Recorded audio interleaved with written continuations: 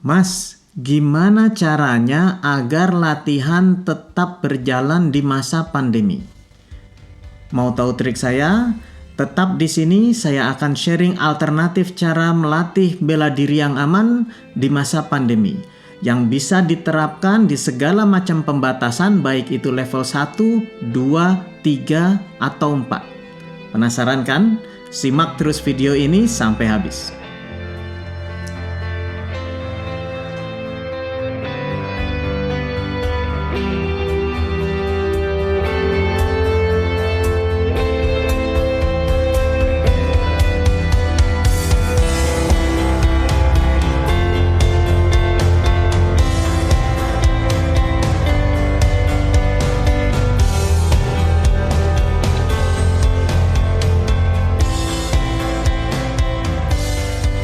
Assalamualaikum warahmatullahi wabarakatuh. Salam sejahtera bagi sahabat-sahabat saya pecinta bela diri di seluruh dunia.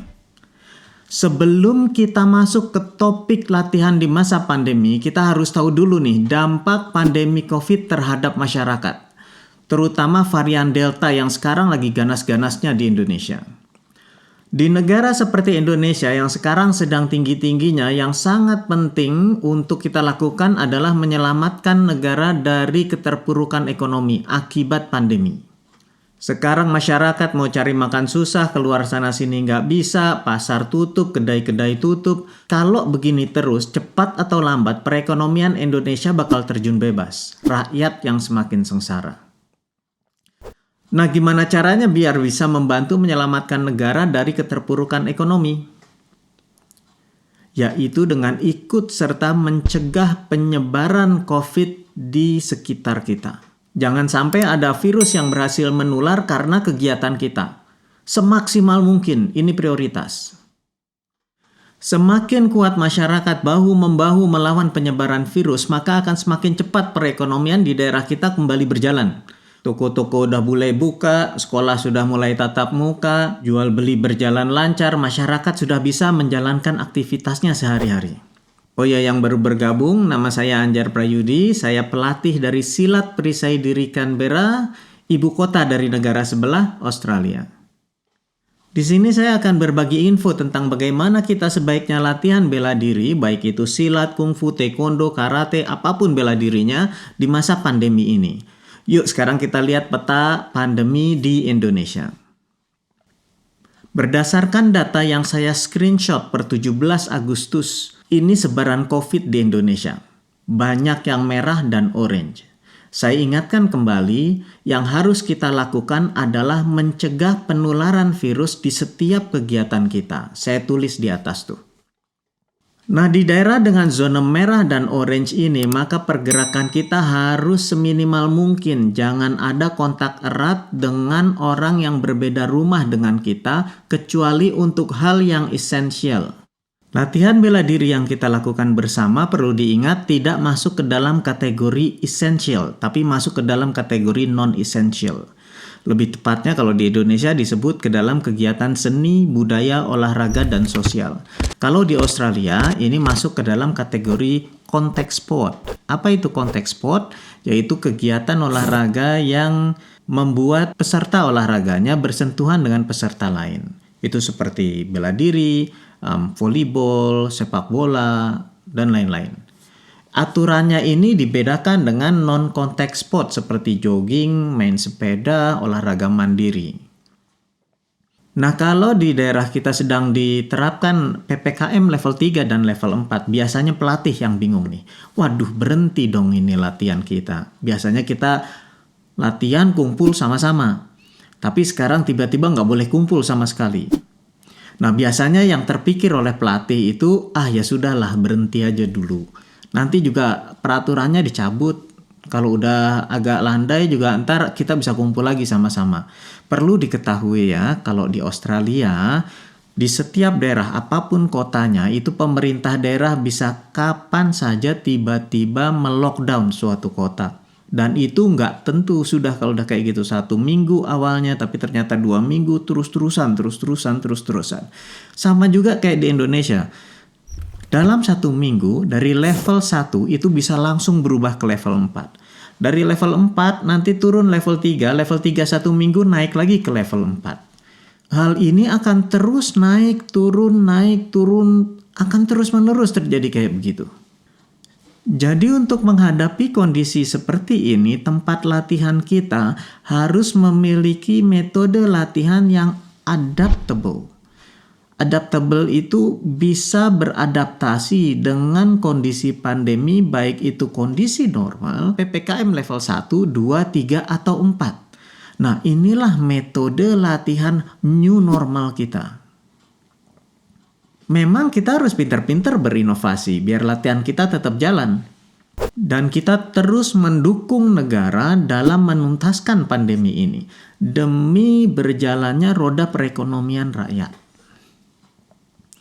Nah, langsung aja yuk kita simak pola latihan new normal di tempat saya. Sebelumnya kita bandingkan dulu nih antara sebelum pandemi dengan saat ini di masa pandemi. Nah, sebelum pandemi biasanya ya dalam 3 bulan kita punya 8 materi latihan misalkan ya. Apapun bela dirinya sama, tapi sebagai contoh saya ambil aja dari silat ya. Misalnya selama 3 bulan kita punya 8 materi. Ada senam tangan kosong, diserang orang, ditolak, dipukul, kemudian dikunci, misalkan kayak begitu ya. Kemudian ada materi shadow fighting, menghafal jurus seperti kata kalau di karate, jurus kalau di kungfu, ada juga jurus wajib tunggal kalau di IPSI. Kemudian permainan senjata, permainan tangan kosong, sparring tangan kosong, sparring senjata, bela diri tangan kosong, bela diri senjata, normal lah. Apapun bela dirinya kira-kira sama, punya materi-materi seperti ini. Nah, biasanya pada saat masa normal dulu itu kita latihan tuh sekali latihan 2 jam. Mulai dari warming up, terus latihan materi 1, materi 5, materi 8 gitu. Kemudian capek 2 jam, anggota pulang. Terus nggak latihan lagi di rumah, baru latihan lagi pada jadwal latihan berikutnya. Sama juga warming up, tapi materinya dirubah. Mungkin sekarang materi 1, materi 5, materi 2, materi 7, misalkan kayak begitu. Terus aja kayak begitu selama 3 bulan. Bahkan sudah bertahun-tahun kita berjalan demikian. Ini platform yang umum yang dijalankan di saat sebelum pandemi. Nah, pola latihan ini memang sangat bergantung dari pertemuan antara anggota dan pelatih. Nah, setelah pandemi, saya membuat perubahan pada metode melatih saya. Mungkin bisa dijadikan alternatif untuk teman-teman, atau mungkin setidaknya bisa menginspirasi alternatif-alternatif lain yang bisa diterapkan untuk latihan bela diri ke depan. Jadi yang saya lakukan yang pertama membuat grup chat dan grup di sosial media yang isinya cuma pelatih dengan anggota saya. Saya nggak mengundang, teman saya yang di Indonesia ini dimasukin ke sini. Enggak, nanti takutnya komunikasinya nggak jalan. Ada rasa sungkan karena ada tamu di grup itu. Jadi saya buat grup yang isinya betul-betul hanya pelatih dan murid-murid saya. Sehingga komunikasi berjalan dengan sesuai dengan bagaimana sehari-hari pada saat kita latihan bersama. Jadi yang di Jawa Barat ngomongnya ngomong Sunda semua, yang di Padang ngomongnya bahasa Padang semua, yang di Jawa Timur ngomongnya juga Surabayaan semua, misalkan kayak begitu ya. Kemudian pelatih harus rajin membuat tugas latihan mandiri. Terus membuat metode latihan yang bisa dijalankan saat tatap muka dan online. Nah, dari materi-materi yang tadi itu, yang udah kita sebutkan ada 8 materi itu, saya mulai memilah mana latihan yang bisa dilakukan pada saat online dan mana latihan yang bisa dilakukan hanya pada saat tatap muka. Nah, untuk latihan yang harus dilakukan pada saat tatap muka ini, saya masukin ke kotak dulu. Kalau sedang diterapkan pembatasan level 3, level 4 yang kita nggak boleh ketemu. Nanti aja ini baru dilatihkan pada saat pemerintah daerah memperbolehkan kita berkumpul. Setelah dipilah, saya gunakan metode yang saya sebut dengan break into pieces. pakai bahasa Inggris biar keren dikit ya. Nah, jadi mulai sekarang saya menggunakan metode break into pieces, baik itu online ataupun tatap muka. Jadi bagaimana itu metode break into pieces? Break into pieces itu memecah latihan menjadi potongan-potongan kecil. Menjadi banyak fase. Fase itu dijalankan dalam waktu 1 minggu atau 2 minggu. Nah, seperti apa fase latihan itu? Sebelum kita bicarakan fase, kita bahas dulu satu tahap yang saya sebut dengan plan. Plan adalah tahap di mana kita sebagai pelatih merencanakan mau dikasih apa ya nanti ini latihan anggota kita. Bagaimana caranya, kemudian apa targetnya. Kita pilih 1 atau 2 materi aja yang singkat dan mudah.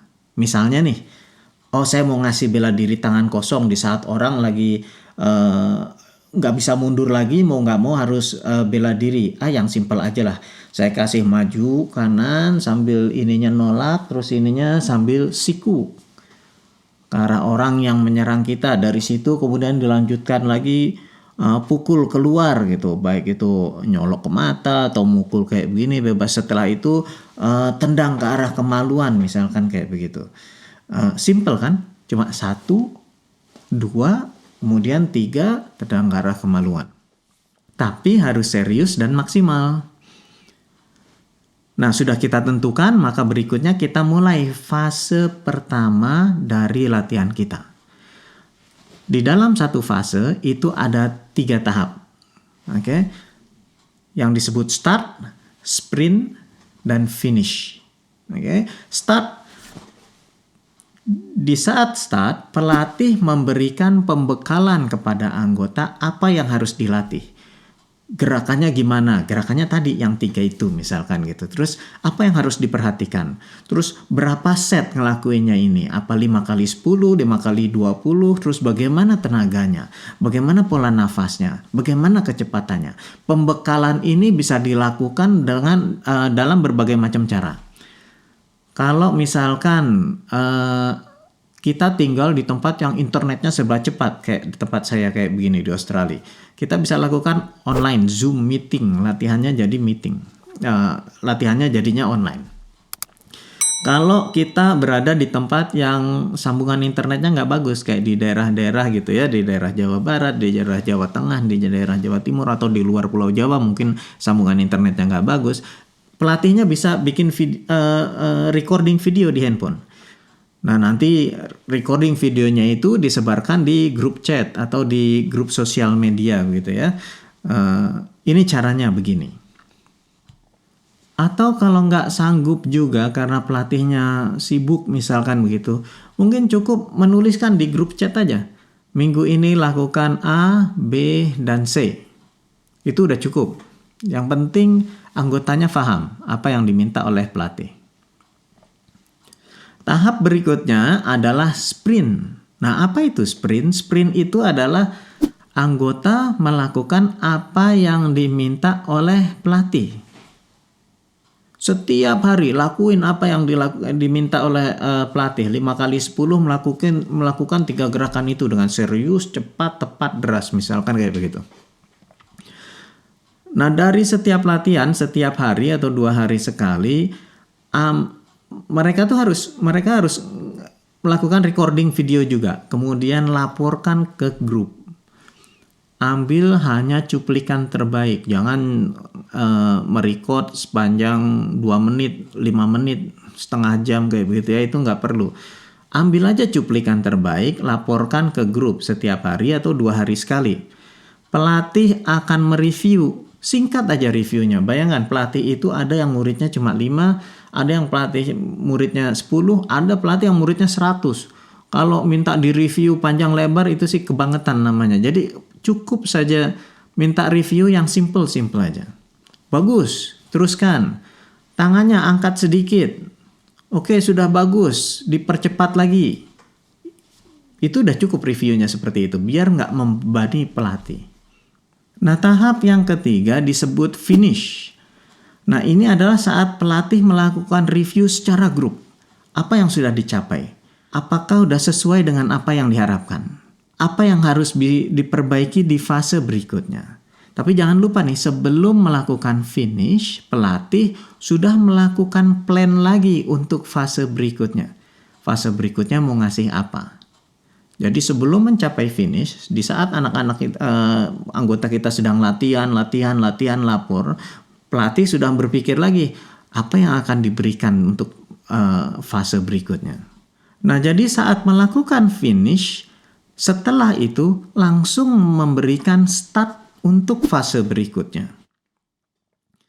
Dan ini berjalan terus. Jadi finish, start, sprint lagi. Finish, start lagi, sprint lagi. Finish, start lagi, sprint lagi. Terus berjalan begitu. Kalau pelatihnya sanggup setiap minggu, lakukan setiap minggu. Kalau nggak sanggup, lakukan setiap 2 minggu. Tetapi tugas yang dilakukan kecil-kecil aja di rumah. Tapi latihan setiap hari atau setidaknya 2 hari sekali. Nah, ini salah satu contoh bagaimana kita melakukan inovasi di masa pandemi. Untuk saya selaku pelatih, program latihan seperti ini bisa diaplikasikan saat berlatih mandiri atau berlatih tatap muka bersama-sama. Programnya mudah diubah sesuai dengan kondisi. Kita perlu metode latihan seperti ini yang adaptable dengan pandemi.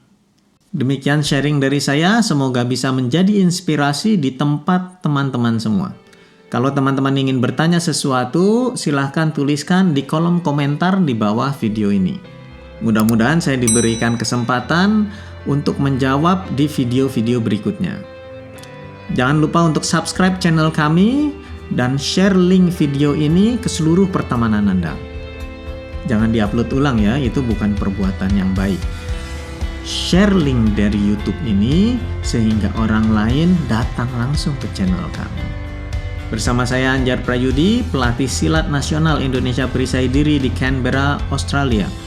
Mari kita bersama berjuang memutus penularan COVID-19 di daerah kita dan terus mengembangkan bela diri yang kita cintai.